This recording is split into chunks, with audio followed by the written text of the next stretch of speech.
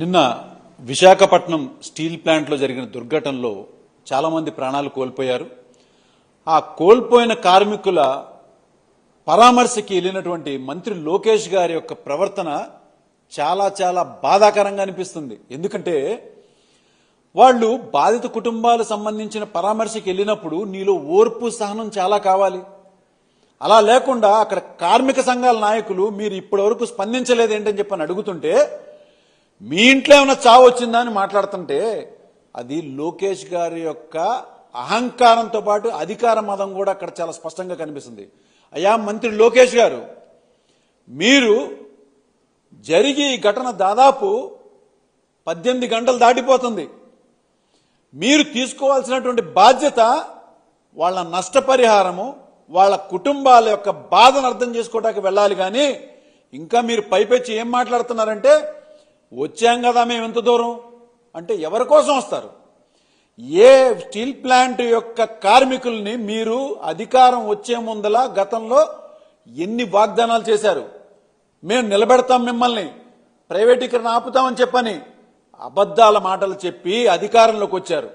ఇవాళ వాళ్ళ కుటుంబాల్లో జరుగుతున్నటువంటి ప్రాణాలు కోల్పోయిన పరిస్థితికి మీరు ఓర్పు సహనంతో మాట్లాడాలి కానీ అధికార మదంతో కాదు. వాళ్ళ బాధను వ్యక్తపరిచేది ఎవరు? అక్కడ ఎవరు రాజకీయ నాయకులు ఎవరు లేరే. అక్కడ ఉన్నది కేవలం కార్మిక సంఘాల నాయకులు. కార్మికుల తరపున మాట్లాడేది కార్మిక సంఘాల నాయకులు కాకపోతే ఇంకెవరు మాట్లాడతారు? రాజకీయం మీరు చేస్తున్నారు కానీ వాళ్ళెవరు రాజకీయం చేయట్లేదు. వాళ్ళు వాళ్ళ బాధను వ్యక్తపరుస్తున్నారు. గతంలో ఎలా అయితే మీరు తప్పుడు వాగ్దానాలు చేశారో కానీ ఇవాళ ప్రజలు మాత్రం ఎక్కడా మిమ్మల్ని ఉపేక్షించే పరిస్థితిలో లేరు. కానీ గతంలో గత ప్రభుత్వం వైఎస్ఆర్ కాంగ్రెస్ పార్టీ హయాంలో ఇదే విధంగా ఎల్జీ పాలిమర్స్ లో కన్నా జరిగినటువంటి సంఘటనకి కేవలం 3 గంటల్లో జగన్మోహన్ రెడ్డి గారు ముఖ్యమంత్రి గారు స్వయంగా ఆయన వెళ్ళి కుటుంబాలని పరామర్శించింది కాకుండా 24 గంటల ₹1 వాళ్ళకి చెక్ అందజేశారు. మరి మీరు సకల విధ్వంసల శాఖకి మంత్రిగా మీకు పేరు వచ్చింది. ఎక్కడైనా ఏది జరిగినా ముందు మీరుంటున్నారు. అంత బాధ్యత వహించే వాళ్ళకి ఓర్పు సహనం కూడా చాలా కావాలి. అధికార మదంతో కాదు. మీ హెరిటేజ్ భూములు మీ ఆస్తుల్ని పంచినట్టుగా మేము 99 పైసలకే ఇస్తా, నేను ఇస్తా, ఎవడు అడుగుతాడని చెప్పని మాట్లాడుతున్నావు చూడు అధికారంలో. గతంలో అలా ఇక్కడ మాట్లాడదామని చెప్పానంటే ఏ ప్రజలైతే నీకు అధికారాన్ని ఇచ్చారో అదే ప్రజలు రేపు నిన్ను అతపాతాళంలోకి తొక్కుతారు. నీ అహంకార మదం ఏ స్థాయికి వెళ్ళిపోయిందంటే అధికారం బాగా ఎంత నెత్తికెక్కేసిందంటే మీరు ఏం మాట్లాడినా చెల్లుద్ది అనుకుంటున్నారు. లోకేష్ గారికి మరొక్కసారి నేను చెప్తున్నా, మీరు సరదాలకి క్రికెట్ మ్యాచ్లకి దావోసులు ఇవన్నీ వెళ్ళేటప్పుడు ఉన్నటువంటి ఉత్సాహం సరదా ఇవాళ మీకు ఎంతో బాధగా అనిపిస్తుంది కార్మికుల ప్రాణాలు కోల్పోతే పరామర్శించడానికి. అందుకనే మీకు ఆ పొగరు, ఆ అహంకారం అదన్నీ కూడా చూపిస్తున్నారు. మీరు ఇవాళ నీ ఇంట్లో చనిపోలేదని మాట్లాడతావా?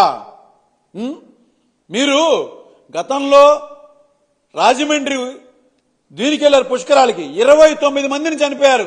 ఎవరన్నా పరామర్శించారా? మీకెందుకంటే ఎదుటి వాళ్ళ చావు అంటే చాలా హేళన. మీకు చాలా చాలా అసలు వాళ్ళ ప్రాణాలకు విలువ అనేది మీకు తెలియదు. ఇవాళ మీకు మరోసారి మీ ప్రవర్తన అదే స్పష్టంగా కనిపిస్తుంది. కార్మికుల కుటుంబాలు కానీ కార్మిక సంఘాల నాయకులు కానీ మిమ్మల్ని ప్రశ్నించకూడదా? మాట్లాడితే నువ్వు రాజకీయం చేస్తావు అనమాట. ఎవడో ఒక్కడ రాజకీయం చేసేవాడు లేడు. రాజకీయం చేసేది నువ్వు. అసలు ఇండస్ట్రీస్ మినిస్టర్ చెప్పండి ఇప్పటి వరకు ఎక్కడున్నాడు ఆయన? ప్రతి దానిలో నువ్వే వస్తావు. వచ్చేంత బాధ్యతగా వహించేది వాడేవైతే ఓర్పు సహనంతో ఉండాలా. మరి స్టీల్ ప్లాంట్ ని కాపాడితే అంచెలంచెలుగా దాన్ని మీరు ప్రైవేటీకరణ చేసుకుంటూ వస్తున్న దాన్ని మరి ఎవరు మాట్లాడుతున్నారు? కేంద్రం నుంచి మీరు నిధులు ఇప్పిస్తానని చెప్పని మాట్లాడారు. మరి కేంద్రం నుంచి ఎక్కడ నిధులు వచ్చింది లేదు.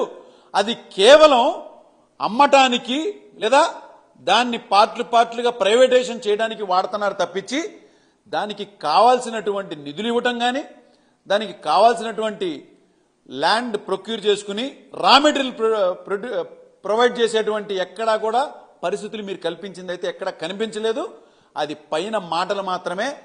వాళ్ళు కేవలం ముందు ఒక తెర ముందు ఒక మాట మాట్లాడుతున్నారు, తెర వెనక వాళ్ళు ప్రైవేటైజేషన్ చేయడానికే దీని పూర్తి సన్నాహాలు కేంద్రం నుంచి జరుగుతుందనేది చాలా స్పష్టంగా కనిపిస్తుంది.